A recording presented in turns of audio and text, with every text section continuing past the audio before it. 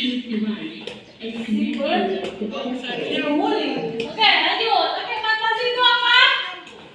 Karangan atau cerita. Ceritanya misalkan boleh suka dengar cerita-cerita zaman dulu. Ada Timun Mas, asal-usul apa? Kang Beban. Jadi ada di situ karangan fantasi yang berujung imajinasi. Tujuannya untuk apa, Bu? Untuk menghibur si pembaca. Kalau kita lagi baca teks cerita nih, kalau tidak ada unsur menghiburnya, kita tidak bakal misalkan baca buku gitu. Tapi kalau ada unsurnya mungkin menghibur, ada lucunya, atau misalkan sedihnya, Bu, kisah ini sangat sedih gitu. Itu salah satu dengan cara fantasi. So, apa yang Ibu beritahukan, boleh kalian mau tulis, mau enggak gitu ya. Tapi harus dipahami apa yang Ibu jelaskan. Iya, kalau Ibu tanya kalian harus tahu. Berarti tujuannya apa tadi? Menghibur. Jadi yang nulis di fantasi itu adalah orang-orang yang mungkin tahu nih kejadian saya nih, misalkan kejadian saya pengen jadi ini, jadi orang sukses gitu. Jadi sebuah cerita bisa ada unsur-unsurnya dalam sebuah fantasi, yaitu ada 6. Yang ke-1 ada keajaiban dan keanehan. Contohnya, kalau dari fantasi itu kita pasti ada keajaiban ya.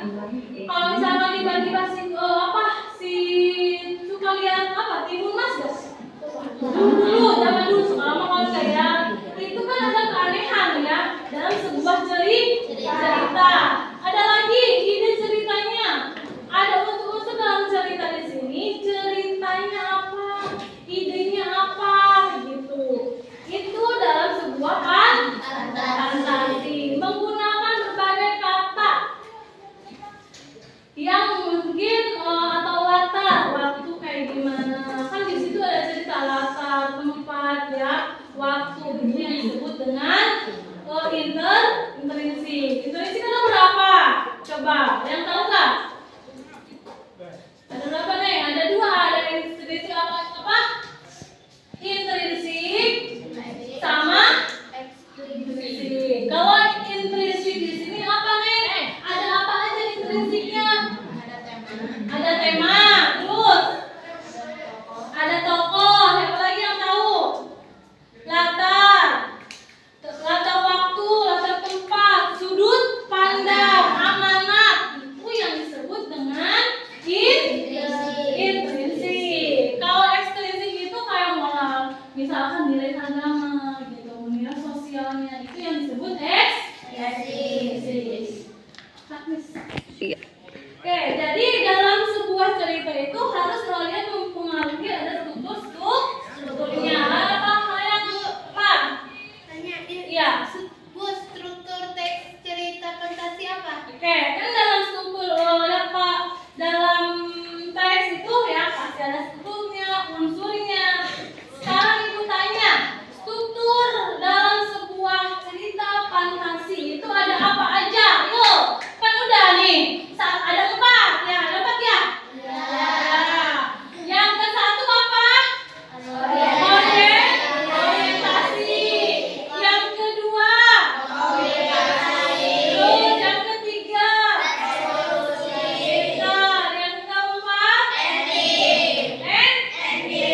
Oke, jelasin. Kalau misalkan orientasi itu adalah cerita atau yang baru dimulai, ide pokoknya gitu ya, itu yang disebut orientasi.